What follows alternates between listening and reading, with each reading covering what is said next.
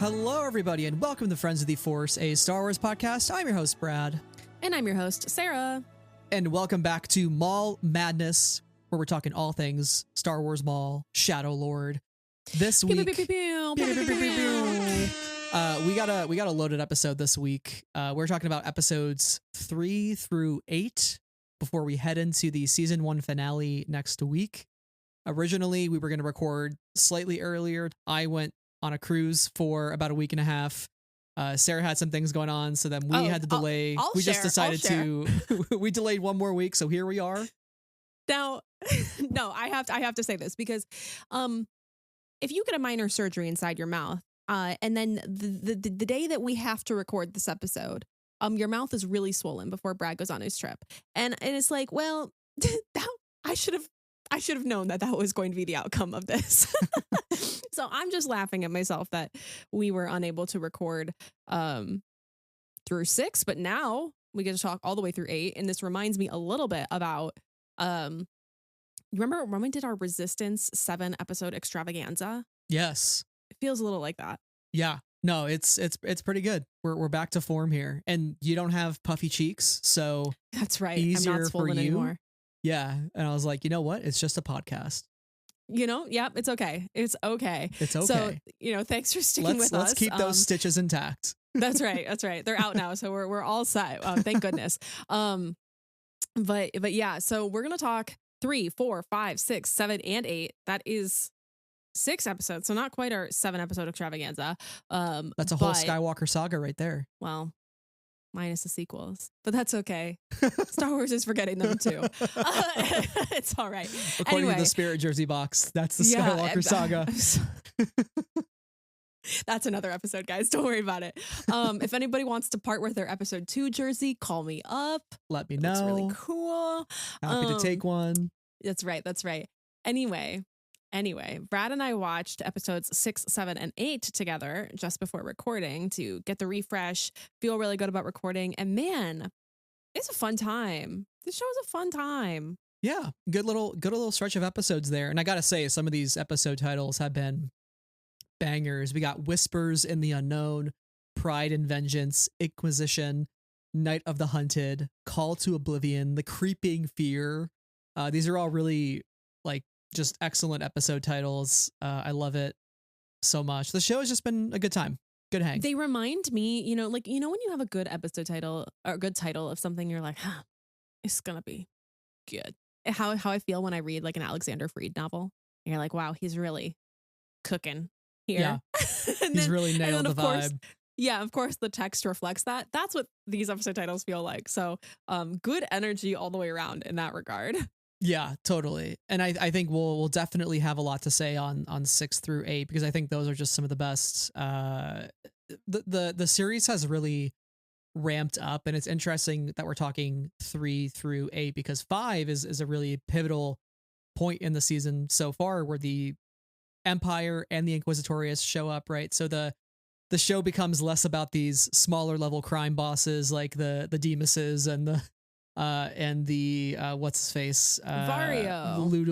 Ludi Vario, right? So it's like we quickly threw aside small level gangsters and we're bringing in the big guns, the Inquisitors, the red lightsabers, the stormtroopers, military vehicles. Like, we mean business now. So to quote Ron Burgundy from Anchorman, that escalated quickly. Like very quickly. But yeah. Sarah, what have you kind of overall thought on this stretch of episodes before we head into the finale? Yeah, I think that if we were talking just 3, 4, 5, and 6, there would be things to say, especially since 5 and 6 ramp up the energy so much from the first 4 episodes. But I'm really glad we're talking all the way through 8, because I think this allows us to see the biggest picture as we go into the finale, which holy crap, we're already at the final 2 episodes. I feel like this whole season went very fast with the double episode releases, but that's okay because we get to enjoy and binge it more quickly sooner. But I don't know, this story is really interesting. And I think that we jumped in very quickly. We saw the dynamic between our parties very quickly, right? Like Lawson and the detectives and the police versus the crime bosses versus Maul. And then we throw Devon and Daki into the mix, and Jedi are a problem. And then we've got the Empire, and now we've got the Inquisitorius. And to see all of these moving pieces throughout this stretch of episodes, and to see how each new layer complicates the situation for our characters has been really exciting. I think on top of that, the art style, the animation style, the lighting, everything about the show art-wise is spectacular and makes it just a real feast for the eyes to watch. It's so much fun to watch because I'm like, wow, like how did they do that? Or the painting in the background of the scene is beautiful, or the way that the lightsaber animates a face or lights up a face when it moves by them is amazing, and where the camera moves. So there's a lot of like really interesting things happening here.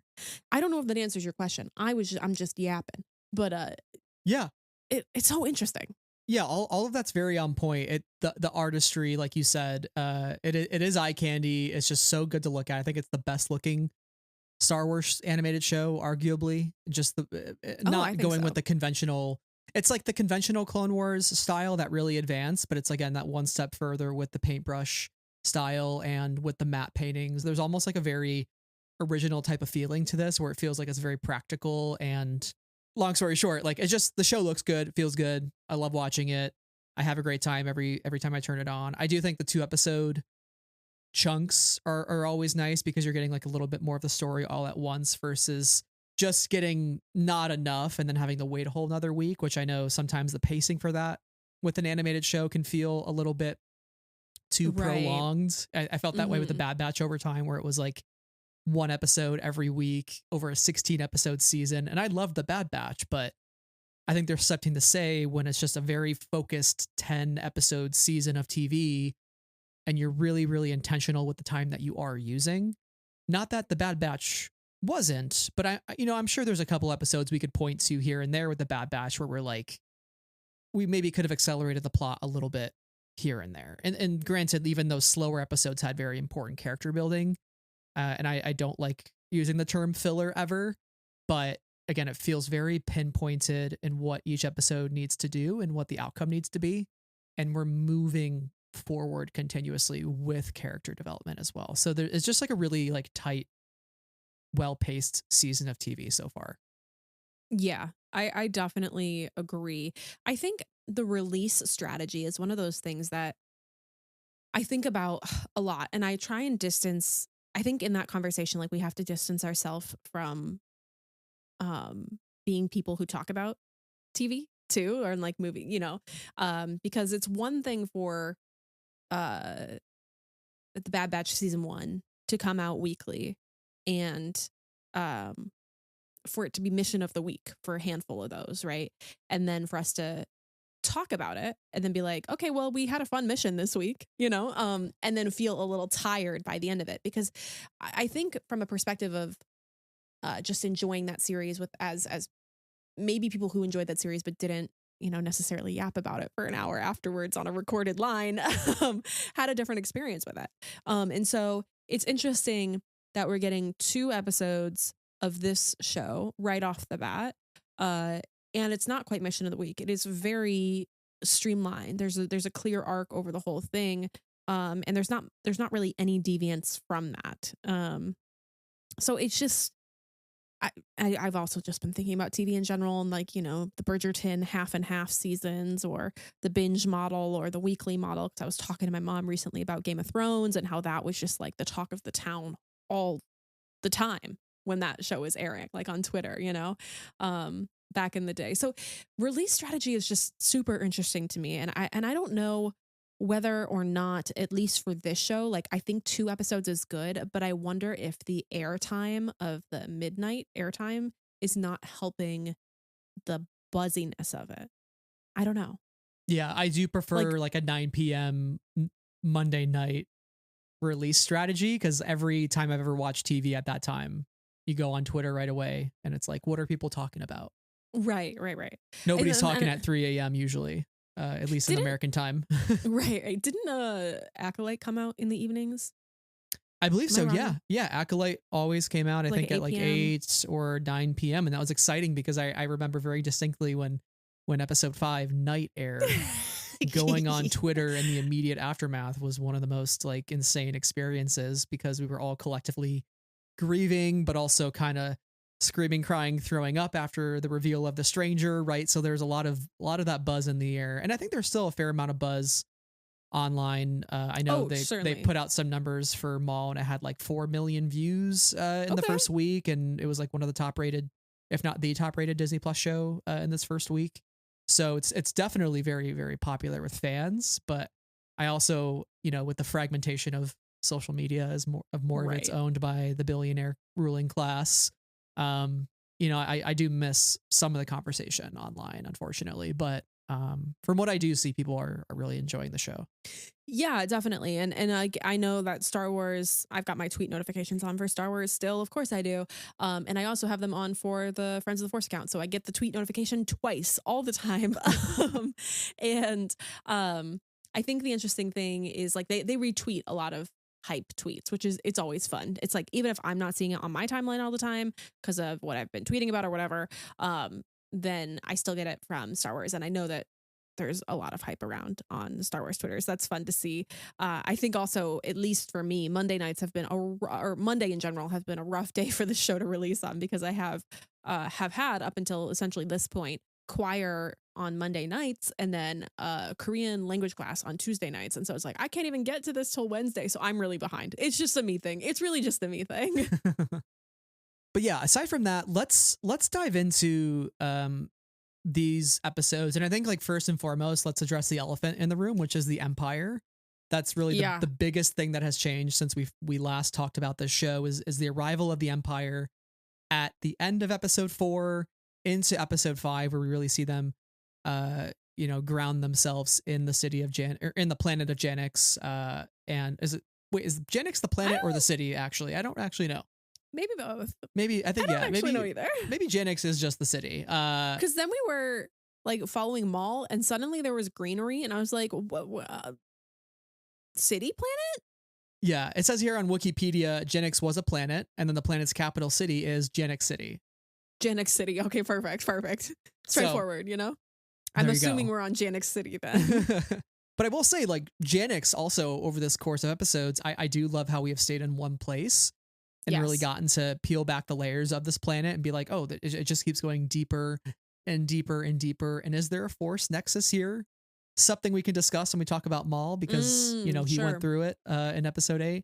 But Janix has just continued to peel back its layers, and unfortunately now the Empire is starting to do that for worse as well. Right. I gotta say the entrance of the Empire at the end of episode 4. Pretty epic way to cliffhang us.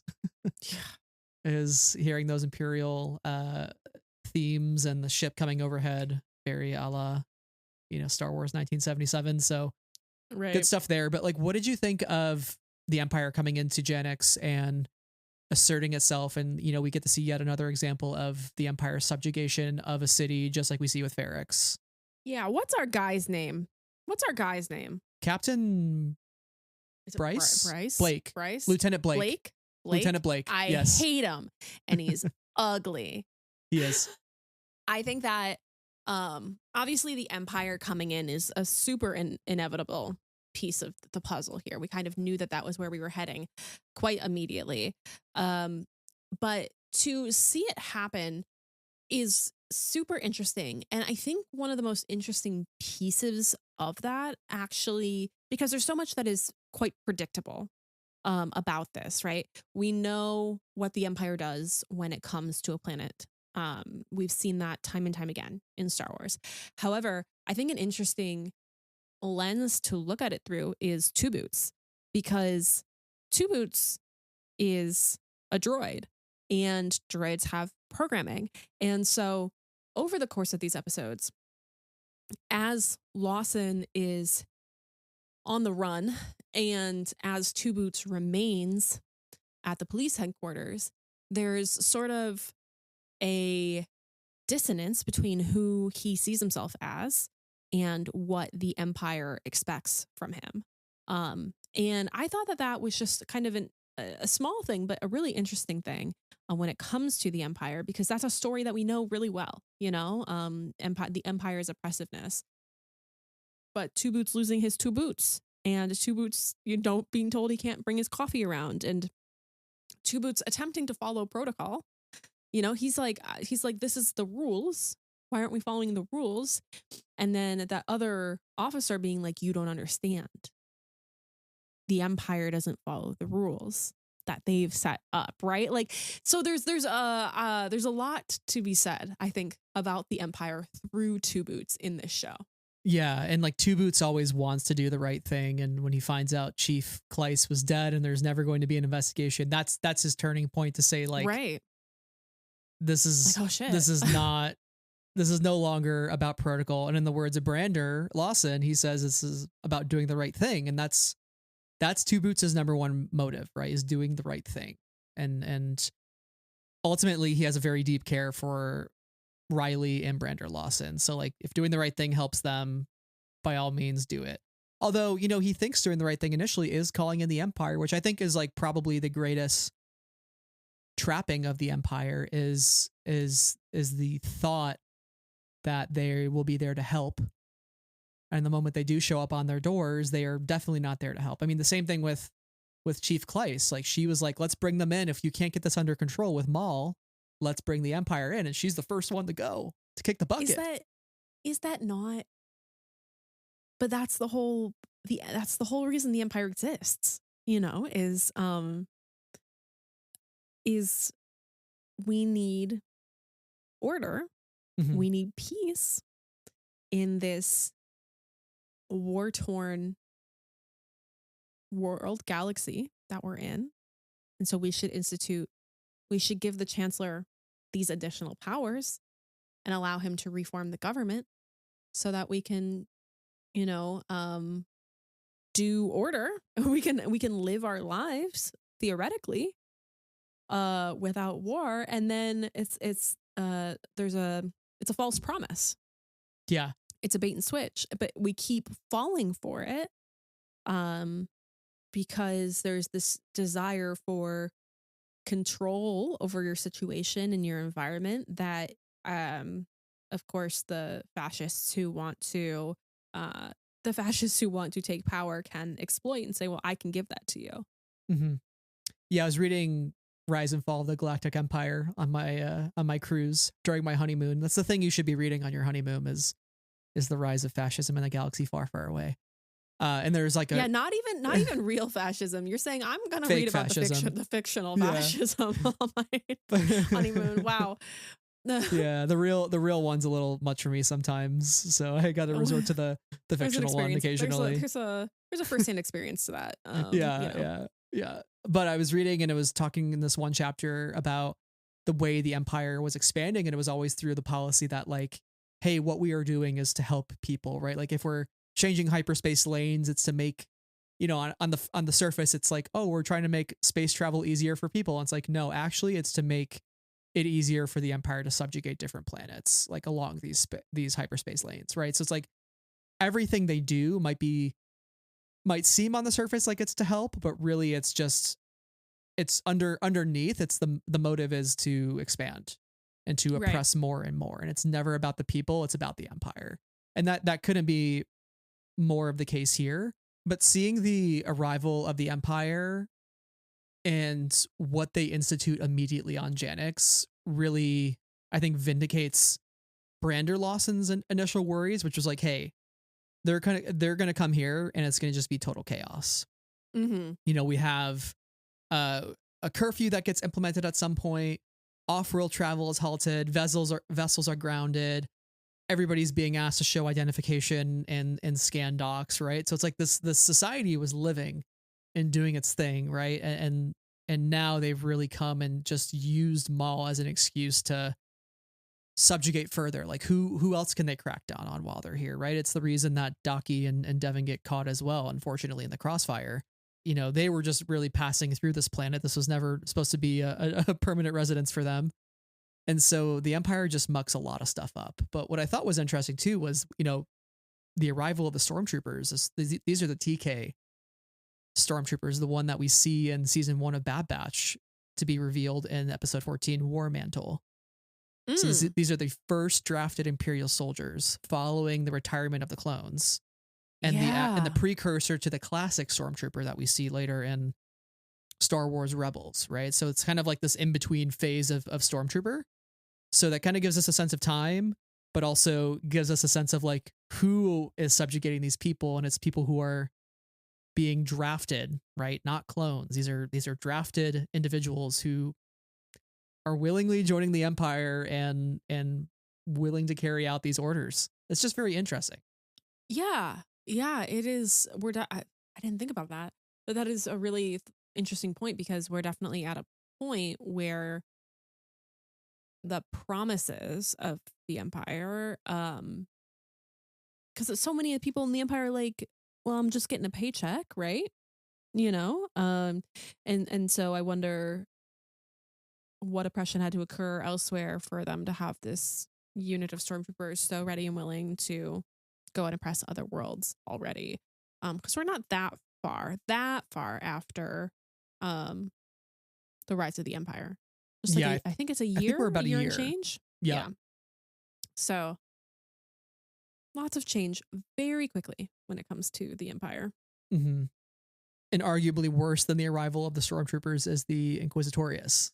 So well, if you're Daki, Devon, and Maul specifically, then it's definitely worse. Yes. They have lightsabers. And basically can also smell you, you know, like they're like the Force, you know, they're here. Merrick shows up first. Then he's the first brother, as he's formerly known. First introduced in Ahsoka. Now we get to see him once again in animation. He was briefly, I think, in Tales of the Jedi or Tales of the Empire. Then we get the 11th brother, who is the Crow. So now you got 2 Inquisitors. That's not good. No, it's not good. And they're also both terrifying. They are. They're scary. What did you make of, I guess, Merrick being sort of this enforcer for the Empire before they're really even able to like confirm the existence of Maul? Merrick is interrogating people. Like, he kills Chief Kleiss, then he's interrogating Captain Lawson. So like the Empire is willing to use these like brute Sith enforcers who report to Darth Vader to just like interrogate people living in this city to find the Jedi, to find Maul. Like, that's just wild to me. Listen, Brad, some of these stormtroopers we hired 6 months ago just aren't going to do it. No. We need some real evil bitches up in here, you know? And that's why we call them Merrick. But that's a good point. Like, they're willing to use them. They're willing to, you know, press on that lever of power, to intimidate and to harm. And what a boon. We got not only our good buddy Maul, who we've been hunting, but also these 2 other Jedi that we haven't gotten to yet. And it's just it's a bad situation with the Empire at large too, and making a lot of changes to people's ability to travel and move on Janix.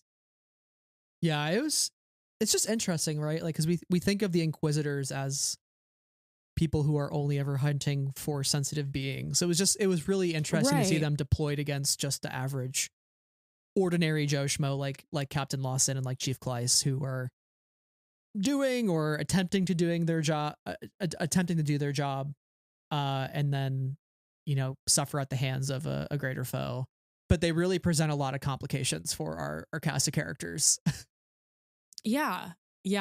I think we should talk about Devon. Like, I think we should dive into Devon as kind of the center of all this, because she is at the heart of the show, obviously. And she's also at a crossroads between the path that she's been on with Daki and this very alluring path that Maul is presenting to her, especially in episode 3, kind of when that really begins, when she gets out, and she, is face to face with him, and he's like, I'm not your true enemy. We have a common enemy to fight. We have all been made to suffer.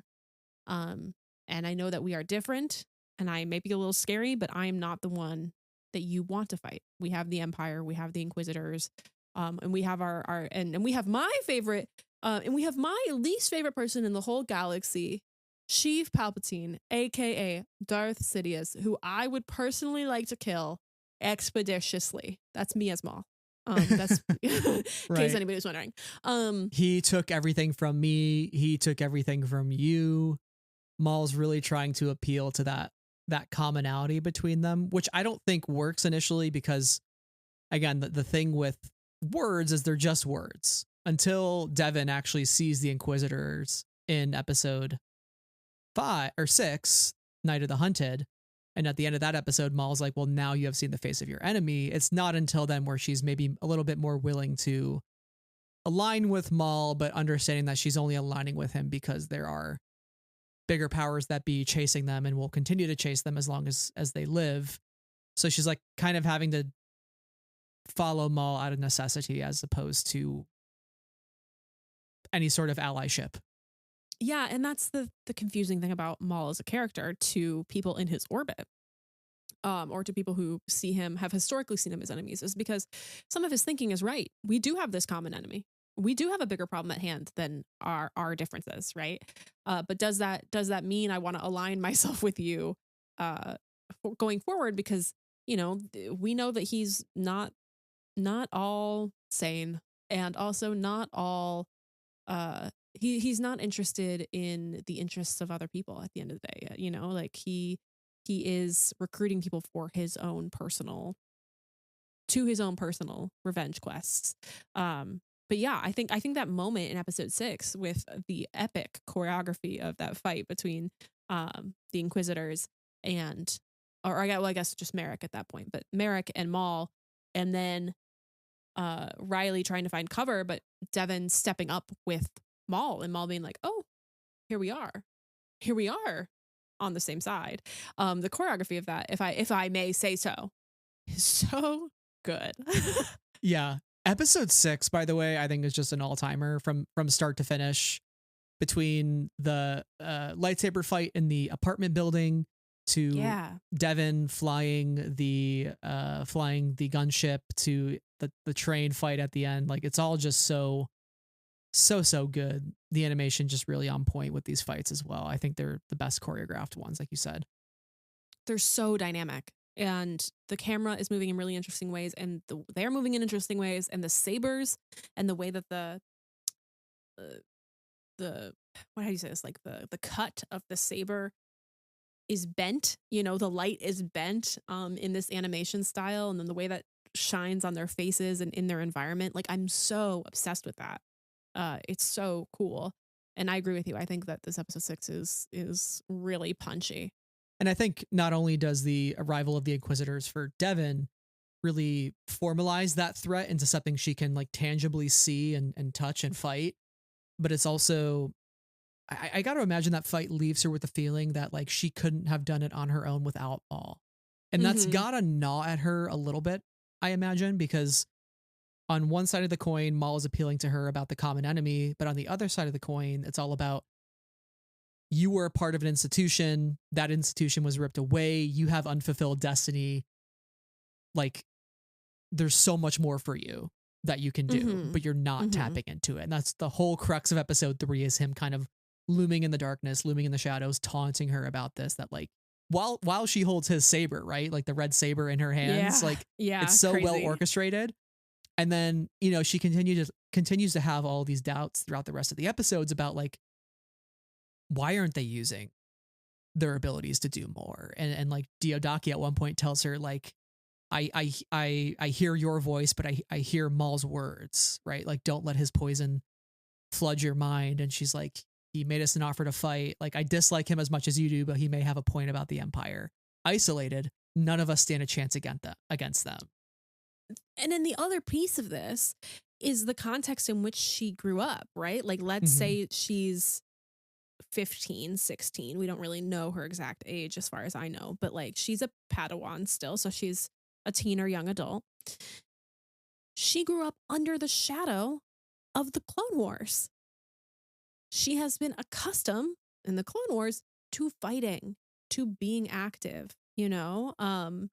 She has grown up in an institution that was really playing a role in fighting what they had believed to be the enemy.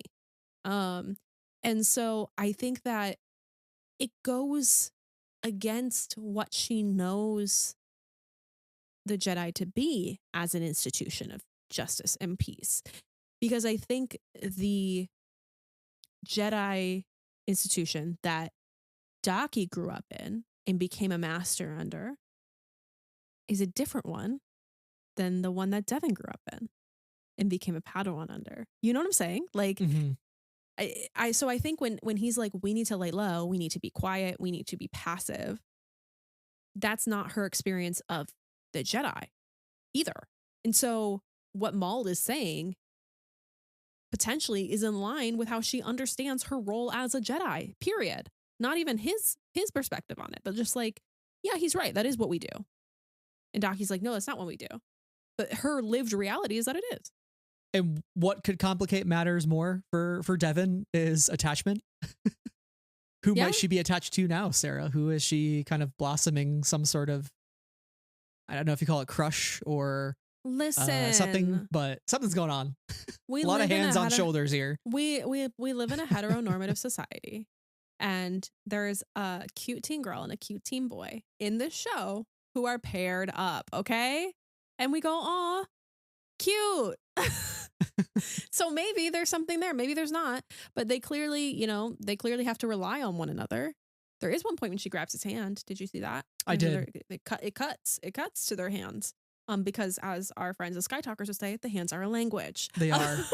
Yeah. So, yeah, there might be something there. But I think she's attached to, she's really attached to Rylee. She's like, we have to go get him. He's captured. And I think despite her allegiances or her perspective, and therefore her allegiances being a little clouded with the presence of Maul, right? I think she still cares about the people around her. And wants to help. Yeah, it is complicated. She's being pulled in a lot of directions because the moment she does grab his hand that you're talking about is when they're on the bridge trying to escape Maul, and the gunships are coming in. The stormtroopers are starting to attack them. She sees Rylee like beckoning her to come over and like, let's get out of here. But she kind of makes this like growling sound and then goes to fight with Maul against the stormtroopers, right? So it's like, in that moment, she could have run away with Rylee. Instead, she takes Maul's side to fend off the reinforcements that are coming in, and it results in Rylee getting captured, right? So she then feels like some amount of guilt. So not only does she want to rescue Rylee, despite Dio Daki saying otherwise, like, let's get out of here, she's like, no, we need to fight. We need to help Lawson get his son back. So there's like that guilt part of it, but also there's the attachment part of it that's like, this is a kid that, although we had different types of childhoods, maybe like she's kind of missed that sort of connection and like having somebody her age that could understand her potentially. So there might be something blossoming there. And like anytime there's attachment with any sort of Jedi, that can be exploited, right? So I just wonder if they're kind of setting up like a Rylee Devon connection for Maul to somehow prey on and bring Devon further over to his side to say like, don't you want to protect him? You know, especially if she loses Dio Daki in these next two episodes, right? Like, does she want to lose another person in her life? And it's what drives Anakin to the dark side, right? He lost his mother. I refuse to lose Padme now. So there's some layers there. This is so interesting. Because she does have that conversation with him. Also, it was really funny when it was Maul and Rylee and Devon. I was like, now Maul has two teens he can influence, you know. Add another to the list. It's a pattern for him. Yeah. But she's saying, no, don't listen to him. Don't listen to him. Don't listen to him. All the while they're following him, you know, literally. And so there's an interesting tension there, right? That I think could be played on, you know, in the next couple of episodes is I remember you saying, Maul being like, I remember you saying that we just need to follow him in order to help him. You wanted to help him. You wanted to save him. Now he's in peril or whatever. You know, you wanted this for him, this safety for him. And now I'm the only way to that. I don't, or doing that through Daki. I think that the Daki frame on that is like, if Daki dies, which we discussed prior to recording this episode, which I don't want to, jump too far into speculation thoughts, but we're already there. But like, if he dies, then Maul can say, well, the Empire did that. That wasn't me. That was the Empire. Our common enemy, the Empire. Our common enemy is Inquisitorius. You could have saved him if you used your abilities. Right. And now you only know 3 people, and 2 of them are related, and they're off over there, and I'm the only one that you've still got. Like there's a lot of options there. Then none of them are good for Devon in that case. No. All of this is sort of spiraling towards Devon becoming Maul's apprentice, and I feel like the show would be not boring, but it'd be a little bit of a whiff if we didn't go that direction, at least for a little bit, right? Like to have Devon dabble in that and see what it's like before maybe realizing it's not what she wants, or it's completely sold to her in the wrong way, and she wants out. And then like, how do you get out of Maul's grasp once you're in it? Yeah, that's the age-old question, isn't it?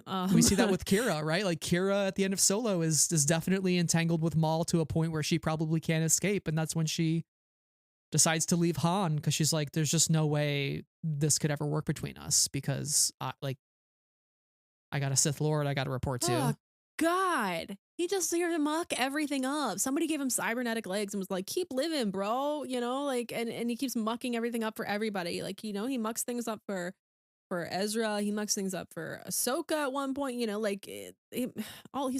Gosh. He's trying to muck things up for Obi-Wan again, like he kills Satine.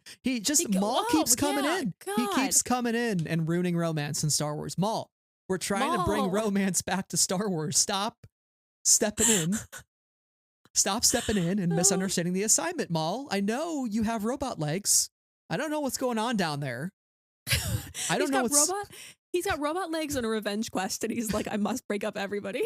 Like, clearly he's just mad that he no longer has, stuff to work with down there. The ability to get it, yeah. Or maybe he does. I don't know. We haven't seen below the loincloth, but like, he's got some pent up anger going on right now. How did we get here? Okay. We've talked a little bit about Devon, but I do want to talk about Maul and his psyche, because that's the other thing that it's the premise for this whole show, right? He's on this revenge quest. He's gonna take back his power from all of the minor crime bosses or major crime bosses who betrayed him in some way, or honestly, they just kind of feel like a scapegoat for losing the situation with the Siege of Mandalore, right? Obviously the Shadow Collective broke up, I imagine, etc., right? So that's the impetus for this whole show. We get sidetracked by Devon, and then fast forward to episode 8, and we get the vision crash out of a lifetime, but also it's a casual Tuesday for Maul. I feel like he's crashing out like that on the reg. Yeah. But that's just my take on the situation. But then there was a point where I was like, Brad, have we seen this before? You're like, nope. And I was like, oh, okay, this makes more sense. So, like, he's a person hellbent on revenge because he's been wronged a number of times. And we learn about at least one more of the times, or more of the ways that he's been wronged. And that was that in his Padawan apprenticeship of Sidious lightning him probably a lot. Mm-hmm. And I imagine that does something to both the brain and the body. Yeah. Not great. No, it's Maul is in the deepest depths of his despair. Yeah. Right, because he has lost so much over the years between Savage, Mother Talzin. He's lost his grip on power. within the collective, like you talked about, right? Like he is in the lowest of lows, literally plunging deeper and deeper into Janix. So like visually, he's going deeper.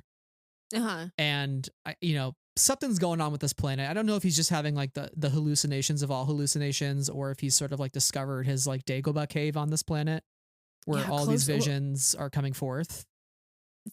You mentioned, is this a force nexus? He's falling closer and closer, or he's falling closer and closer to the core, right? He's falling down. And then he has that vision after he's, literally crashed, trying to save himself.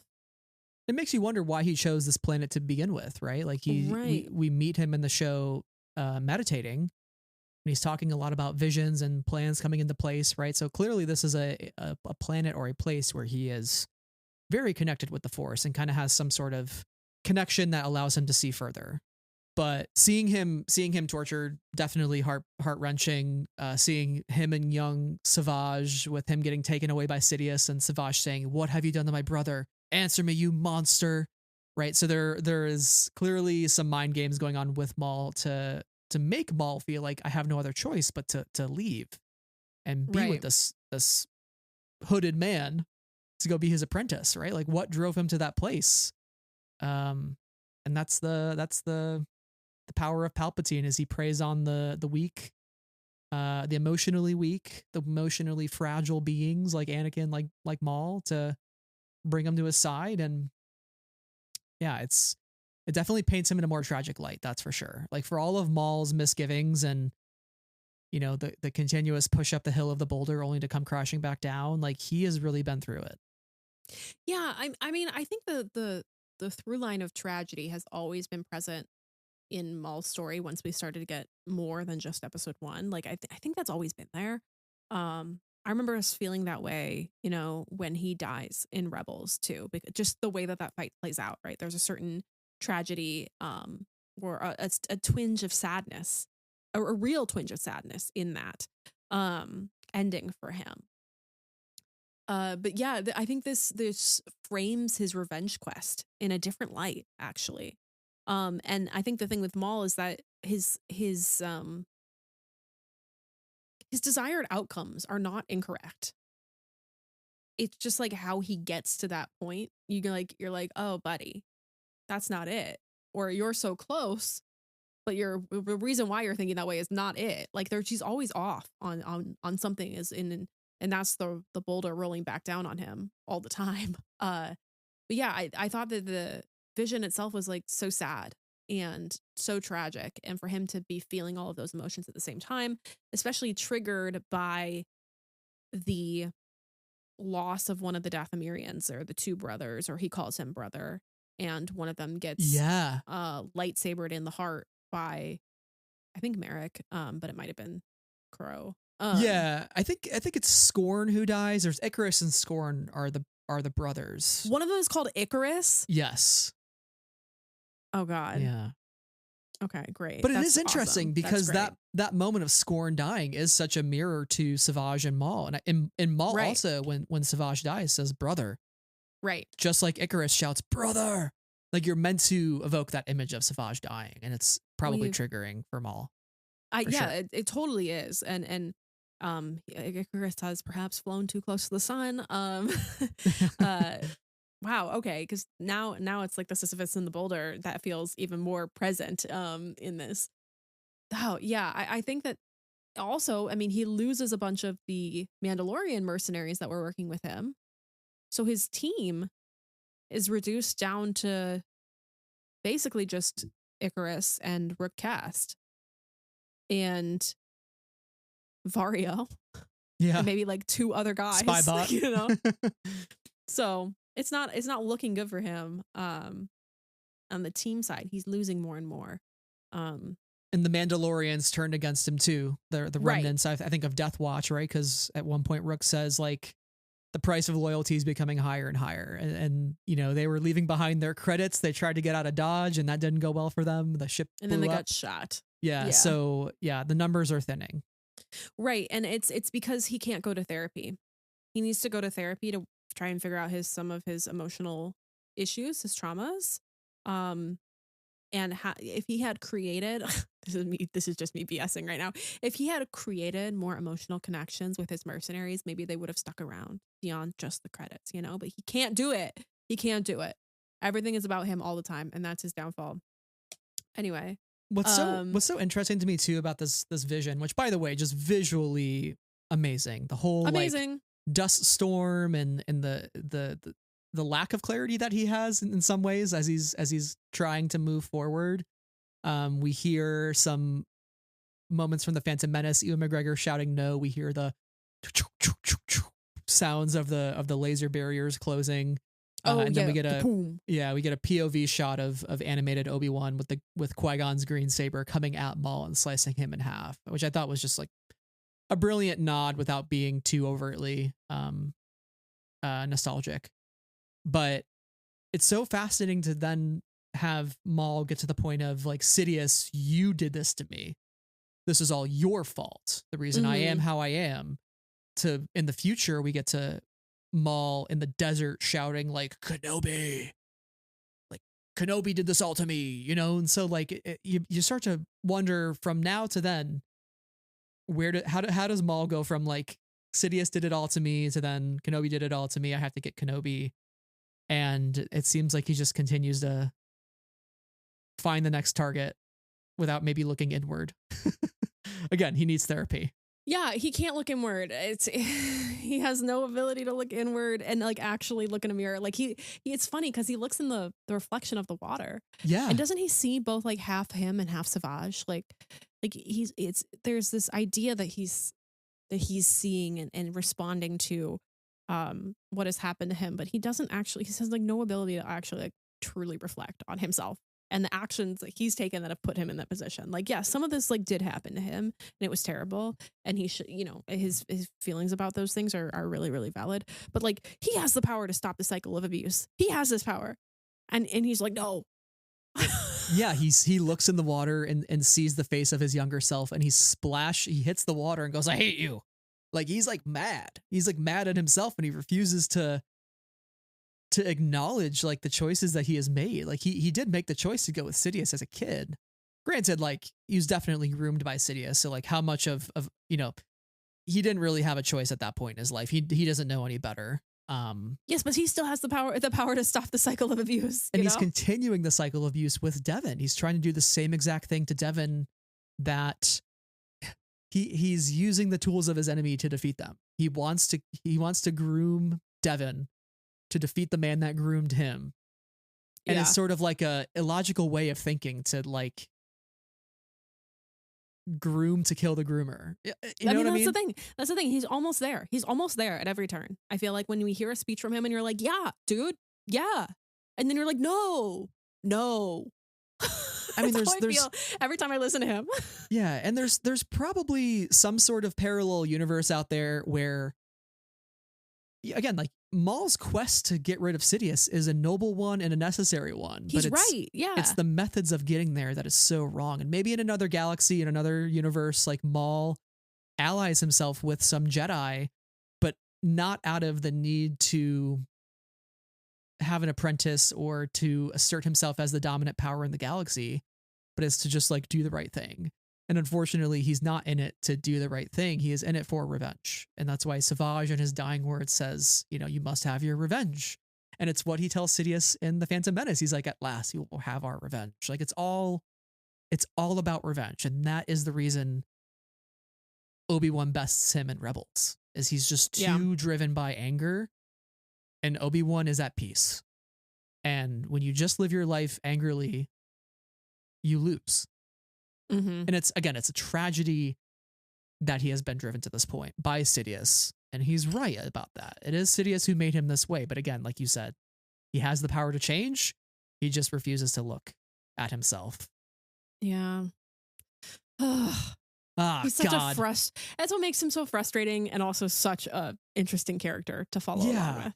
I mean, listen, back when I was a kid, and we finally started getting the Darth Maul episodes of the Clone Wars, I was so locked in. I was just always so excited anytime he was on screen. And the fact that we're now getting an entire TV show where we continue with him and like really unwrap the psychology of Maul, is just so fun. It's just so cool because he really is just such a brilliant character. But before we move on from Maul 2, I do want to acknowledge the fight against the Crow and against Merrick, which I thought was just, again, some really, really brilliant fighting choreography. I don't think it's the best that we've seen quite yet, based on some clips that are coming from the finale on the Star Wars Twitter account that looked amazing.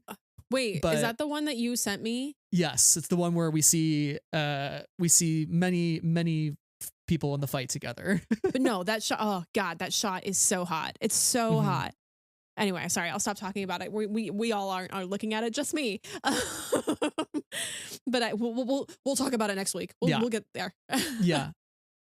This fight, I think, is just some of the best stuff we've seen so far in the show, but also shows the weakness of Maul. He's dealing with that injury from Dio Daki with his leg, and he's just not able to recover from it. It keeps getting worse and worse, and then the Inquisitors, it keeps glitching on him. Yeah, like, sparking. And the Inquisitors acknowledge that weakness and make it even worse by like stabbing him in the leg, and so he's just dealing with a lot of injury. But yeah, what did you think of this fight and kind of the setting of it, and just the fact that Maul got bested by these two Inquisitors? And I think it definitely contributes to the crash out. I thought it was really cool. Again, really dynamic, really interesting. I like that we're in a new environment because we've been so much in the city, and now we're in like City Green. Like there's still some built environment, but now we're in a place that's much more wild and much more free of tall buildings and all that jazz. So I like the setting a little bit different. To see everybody's fighting each other, all the red lightsabers is like, wah, trying to follow everything, but it's like very cool movement, and it's like we know Maul is going to make it through, right? He's the main character of the show. We see him die later, but there is a sense of stakes still here. And I really like the moment where Maul appears to surrender and then pulls down all the rocks on them. And then there's another point where like they get blasted with the explosion, or and then they live again. And I'm like, I know we see these two guys die, so they do have a little bit of plot armor here, but I'm like, these are some bad situations for them to be in. Injury, please. Yeah, they can't keep escaping. Everybody in the show has plot armor. Come on. But I think ones who don't have plot armor, like I don't think we're gonna kill Rylee. Like that would be really bad. I don't think we're gonna kill Devon. No, we can kill a parent. We can kill a parent. I would hate that. I would hate that so much. I mean, me too, but we're not gonna kill a child. Just when Rylee Lawson's getting his rebel legs, don't take him away from me. I agree with you. To be clear, but I think the only people that really have plot armor, that are not like legacy characters, are Devon and Rylee. Lawson and Daki, the potential of them being goners is much higher. Although, like, don't kill off Lawson. Please no. Please keep Wagner more employed. Yeah, keep paying him, please. But yeah, I thought you hit the nail on the head. Like, despite the plot armor, the stakes still feel high, and I love that. And I think it's interesting too that given Maul's past with Ahsoka in season 7 of the Clone Wars, I think it's interesting that Ahsoka is ultimately the one that bests both the Crow and Merrick. She kills the Crow in Tales of the Jedi, in the Ahsoka novel by E.K. Johnston, and then Merrick she bests in the first season of Ahsoka. What another point to prove that Maul's necessity to fight out of anger is not going to win the battle. But yeah, I think really well choreographed fight. One small detail that I loved was them jumping through the waterfall, and you saw some of the steam coming off their lightsabers, and it made me think of the Genndy Tartakovsky 2D Clone Wars micro series when Asajj and Anakin are fighting on Yavin 4, and the raindrops start coming and hitting their lightsabers, and I love that. I haven't seen that in quite some time, so it was a nice little effect for the Genndy Tartakovsky rewatch. And we're getting Asajj and Anakin figures from that series. Yes, from Hasbro. Anything can happen. I might have to buy them. I might have to buy them, chat. I told myself I will buy no more figures, but here I am. They do come in a cool box. I know. That's the box. Yeah. It's all about the box life. And because if you're going to keep them in the box, you might as well be able to see them. Yeah. At Black Series. But these ones, you could display them in the box or take them out of the box. Yeah. To be determined. Anyway. I think one final note here before we wrap up the episode, just on Lawson, Captain Lawson. Sure. I know you talked about earlier, like seeing the Empire through the eyes of Two Boots. I think also just seeing the eyes of the Empire through Lawson has been really telling of how like maybe general populace feels about the Empire. And at one point, Lawson tells Rylee like they're not what you think they are. Obviously insinuating that they're much worse than anybody might think, and especially worse than what his mom might think as well. I think Drea Lawson is her name, but it's really, really exciting to see Captain Lawson, you know, at the end of episode 5, seeing that Rylee brought back the 2 Jedi into his apartment, to then immediately afterwards being targeted by the stormtroopers and by the Inquisitors. And it's like, man, you're really in this now. This is your life. You're not escaping it. Like this is just it now. Like the jig is up. Was that exciting for you to see Captain Lawson just kind of in the fight with the Jedi, fighting back against the stormtroopers, and you know, the one good cop of all time, finally coming around to be a rebel? Yeah, I think Lawson, he's an interesting character to me. He obviously isn't always playing by all of the rules, in the sense that he kind of coordinates with the crime bosses. You know, everybody kind of stays in their lane, right? Somebody who is maybe more by the book would want to crush those characters in his situation, but maybe there's like a and then he resists the Empire. There's a certain sense of him that, you know, he has a rebel heart. He has a heart, a good moral compass that isn't dictated by laws on books, but rather is like, how can I keep the peace? How can I make everything run smoothly? And now he's really in it. And what will he do with that moral compass and his family and these 2 Jedi that he's kind of now taken in? Kind of. Yeah, and he's also, as much as he wants to do the right thing and he knows what's right, he's also has a kid, and he acknowledges that to Dio Daki. He's like, I have a kid to think about. Yeah, he's like, that's my number one for sure. I don't have time to fight the Empire. And this is immediately before the Inquisitor busts down their apartment door and starts fighting in their kitchen. I feel like his initial attitude of like, I know the Empire is doing some bad stuff, but like, I just got to be a parent. I just got to survive.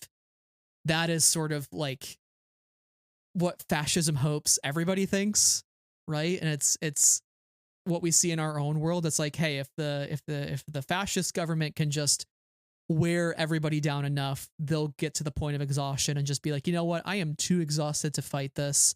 I just got to be a parent at the end of the day. I just got to be there for my kid. And it's like, well, your kid won't have a world to live in if you don't fight back. Sure. Right. And I think that's what Lawson learns pretty quickly in these episodes, is like, yes, it's important he's there for his son, but like, I think his son would actually respect him more if he had something to fight for. Sure. I think we get a really heartwarming moment when they're reunited in episode, I think 7 or 8, where they hug it out. You can definitely see like, that's not a moment we've seen so far in the show, and they're definitely growing closer to each other through the sort of shared trauma and the shared experience of running away from the Empire. And now they really know what's important, is like fighting for a future, as opposed to just living complacently. Yeah. I'm very curious to see where Lawson will be at the end of these 8 episodes, and how he'll continue to evolve, both as a parent and as somebody living in the world. Do you think he has a rebel alliance in his future? Would he go that far? Maybe. I would love to see it. I could see him as somebody who is called upon, is like living his life, and is trying to, as like an agent, as opposed to like a fighter. Do you know what I'm saying? Like somebody who is called upon when somebody needs help in this area, as opposed to somebody who's going out on missions. Kind of like a fulcrum agent in a way. Yeah. A little more towards that. As opposed to like, I live on Yavin and I hop in my X-Wing and go. You know. Maybe he's friends with Cassian. Maybe he could be friends. I think he should be friends with Clea. Does Rylee Lawson grow up to be a rebel and he becomes friends with Omega? You know, there's just so many I'll cry right now. implications. Right now. Don't say Omega's name right now.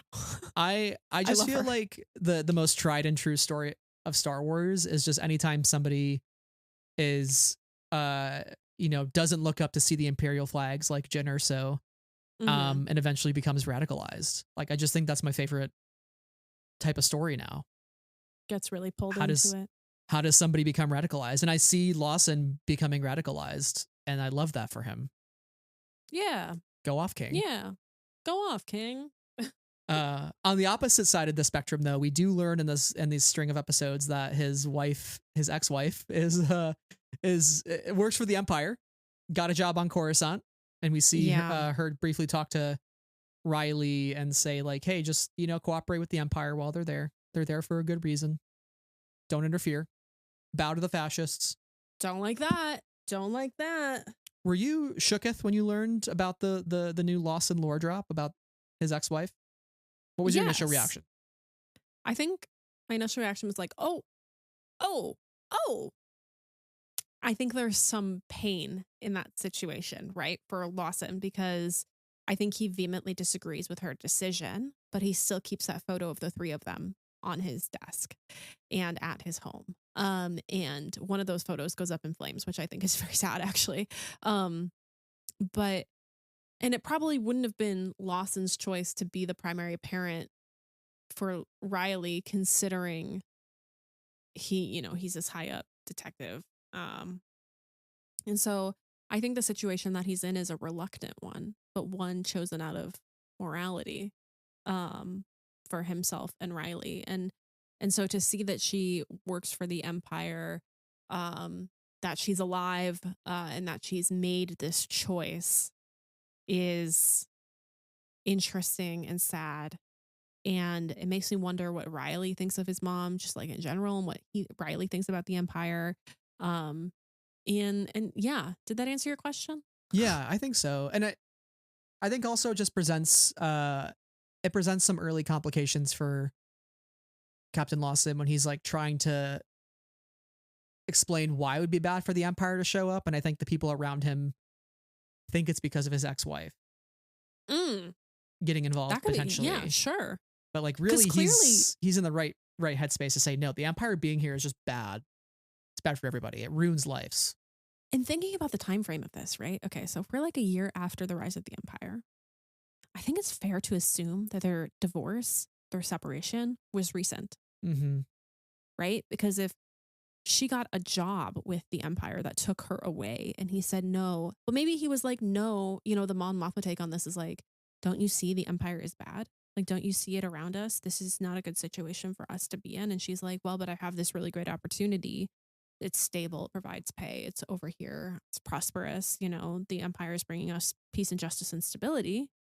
And he's like, but don't you see what's happening? I can see the rift so clearly. And I can also see the real pain in that rift, and that it's still really fresh for Lawson, potentially. Yeah, I would agree with that. I wonder where she works too, because she wasn't wearing any sort of insignias like of a lieutenant or a captain or anybody like that. She's just sort of wearing these very plain black gray clothes with the Imperial belt, and that's pretty much it.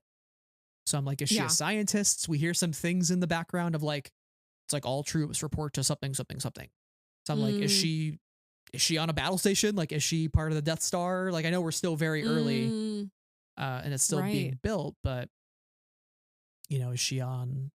she's on Coruscant, which we know Galen Erso was on Coruscant too at one point. So it just makes me wonder, is she going to get recruited to Project Stardust? Is she going to work on Scarif? I don't know.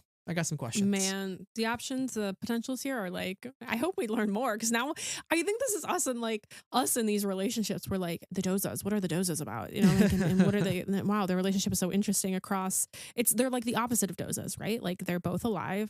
They're on separate sides, but they haven't been able to bridge that gap. And that gap probably tore them apart. But like their kid is still involved, and so there's some way that they need to either be in communication with one another or regard one another with like enough respect in front of their child, you know? You know, it's like divorced parents is like, I don't want to make your dad the enemy, so I will be as nice even though he wronged me or whatever. And yeah, I think we're just personally very interested in these dynamics. Yeah, and it's like, how far does the show go? I know it's called Maul Shadow Lord, but like, how big does the show get? Yeah. Is it to the point where like Drea Lawson becomes an important character somehow, some way? Like where she hears what happens to her son and her ex-husband, and that radicalizes her, and then she becomes like an inside informant. See, that would be interesting. How big are we going? Or are we going to stay very focused and she's just sort of on the outskirts and we know she exists? So yeah, I'll just be curious like how future seasons go, and if like the Lawsons will continue to be featured prominently, or if they're sort of like a spinoff in like either comic or book form or something.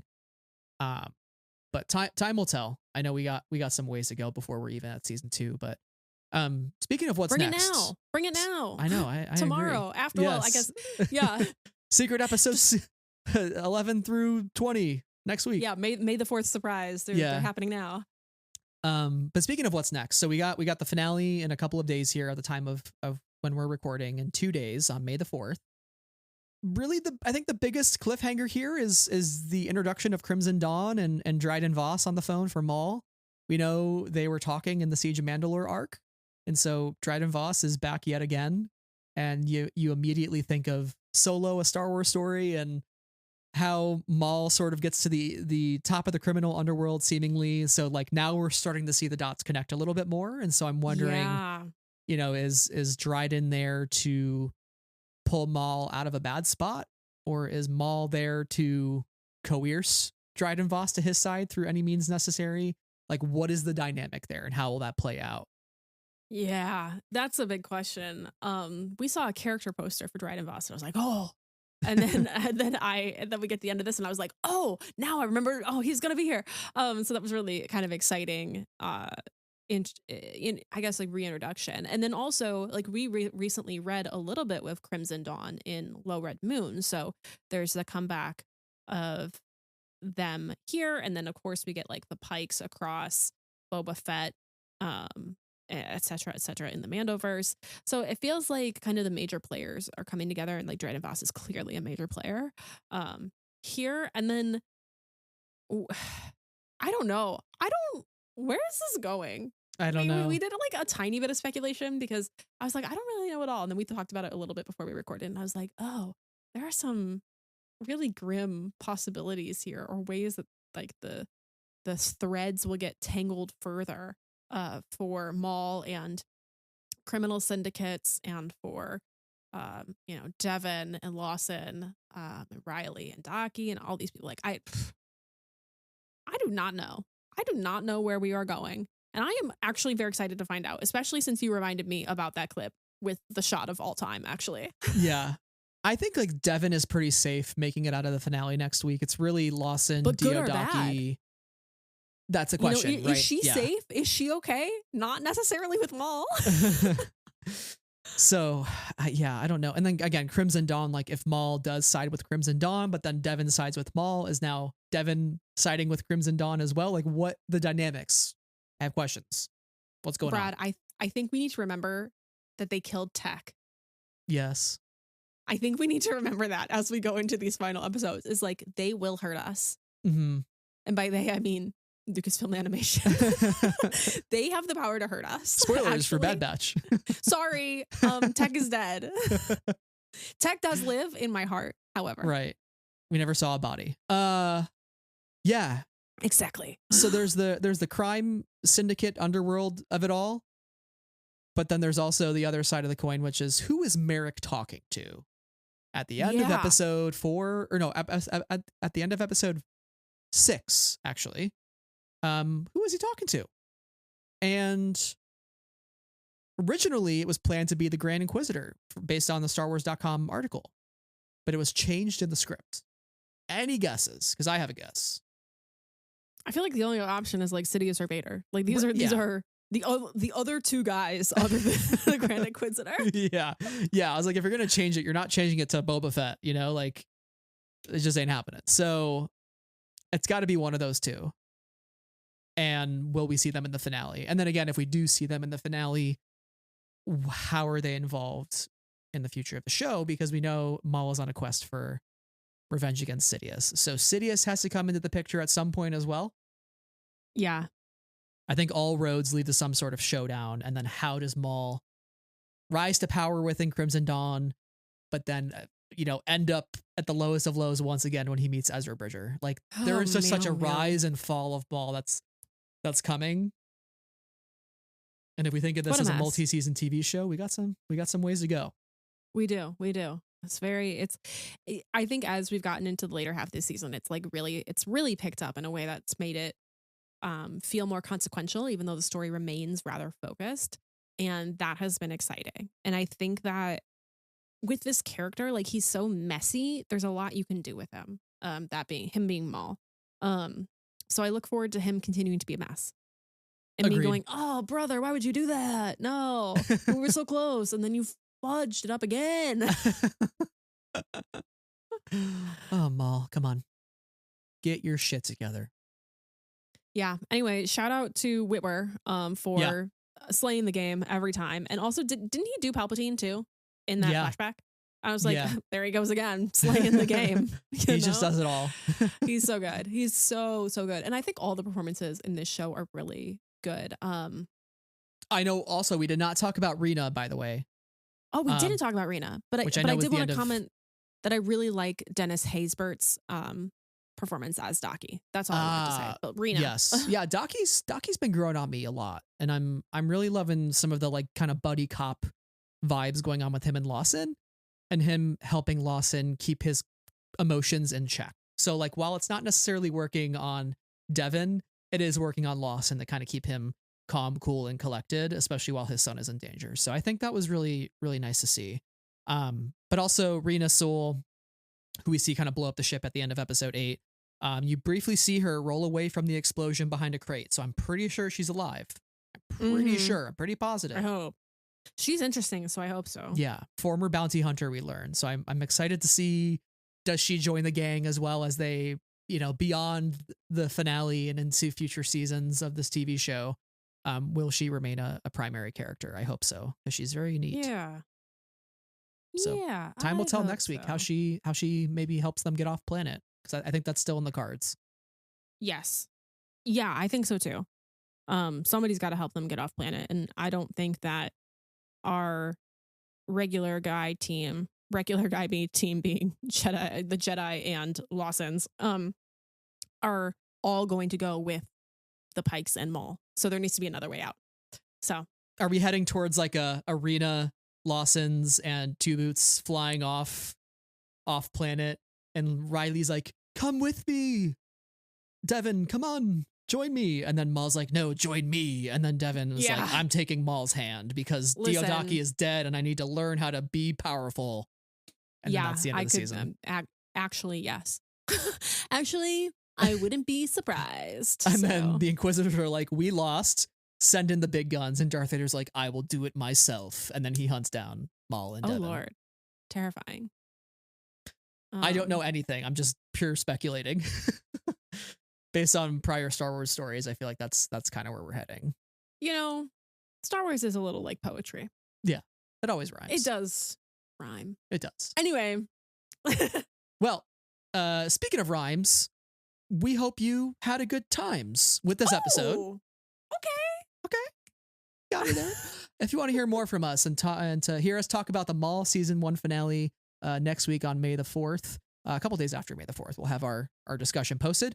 Follow us on all of our socials. That includes Blue Sky, Twitter /X, Instagram, YouTube, podcast platform of your choice. We're kind of everywhere. So follow us wherever makes the most sense and stick with us as we continue to talk more and more about Star Wars in the many months to come here. So thank you again for listening, and definitely drop a review if you enjoyed this episode. Yeah, thanks as well, especially to our patrons who help keep the lights on, who help keep the show going. So thanks Andy, Brian, Cheryl, Clay, Emma, Ian, Jennifer, Josephine, Katie, Knights of Ren, Krista, Logan, Lindsay, Matthew, Mark, Nicole, Rob, Ruth, Santa, Sky Talkers, Tom, and Viglev, thank you so much for your support. Thank you for joining us in another Maul Madness conversation.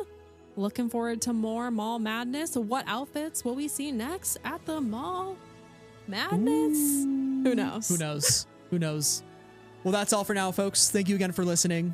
And until next week, may the force be with you always. Bye.